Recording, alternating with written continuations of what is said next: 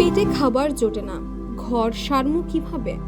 এই সময়ের ইন্দুরকানী ফিরোজপুর প্রতিনিধি সাইফুল ইসলাম হাওলাদারের সাথে এমন ব্যক্ত করলেন ইন্দুরকানী উপজেলার সদর ইউনিয়নের উত্তর ভবানীপুর নিবাসী নাসিমা বেগম। তার বয়স 50 বছর। নাসিমা বেগমের বর্তমান বসবাসের ঘরের নেই চাল, ঘরের চারপাশে নেই বেড়া, কোনো রকম সিমেন্টের বস্তা চারপাশে দিয়ে চারজনের কোনো রকমের বসবাস। বারান্দার ওপর দিয়ে পলিথিন দিয়ে কোনো মতে থাকেন নাসিমা ও তার পরিবার।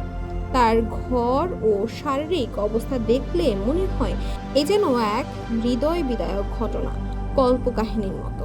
শুধু নাসিমাই নয়, এমন অবস্থা অনেকেরই। সম্প্রতি 27 মে প্রবল ঘূর্ণিঝড়ের রেমালে আঘাতে পিরোজপুরের ইন্দুরকানী সহ উপকূলীয় অঞ্চলে ঘরবাড়ি, গাছপালা সহ মানব সম্পদের ব্যাপক ক্ষতি হয়েছিল।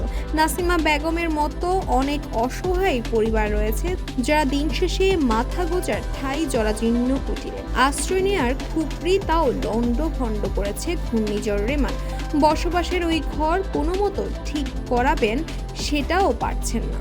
বিধবা নাসিমা বেগমের 4 সদস্যের সংসার, একদিকে পেটে ভাত জোগান দিতে নাসিমার প্রতিদিন চলে জীবনযুদ্ধ। মানুষের বাড়ি কাজ করলে খাবার জোটে, না করলে না খেয়ে থাকতে হয়। অপরদিকে স্বামী রুস্তম শারীরিকভাবে অসুস্থ, বয়স তার 70 বছর, অচল হয়ে পড়েছে, সোজা হয়ে হাঁটতেও পারে না। সেজন্য ওষুধের টাকা জোগাড় করতে হচ্ছে নাসিমার। মুজিব শতবর্ষের একটি ঘর পেতে সংশ্লিষ্ট কর্তৃপক্ষের সুদৃষ্টি কামনা করছে রেমালে ক্ষতিগ্রস্ত নাসিমা বেগম। চলে খুব কষ্টে, আজকে রাঁধছি নিরামিষে দুটো শাক, কি খামু কি আমি করতে নিয়ে, ঘর নাই দুয়ার নাই, কি অবস্থা আসি করতে পারি মনে হয়। আমার যদি একটু সাহায্য করতে পারো বাবা, তাই আমি আমি খুব খুশি হব।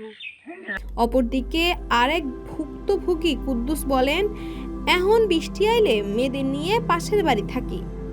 হেদিন গো বন্যে মোর ঘরের চাল উড়াই লইয়া গেছে, ঘর হারার মতো কোনো পয়সা পাতি নাই, কোনো রকম গাছের কাম কইরা খাই, ঘর হারমু কেমনে? খাউন জোগাইতেই কষ্ট হইয়া যায়।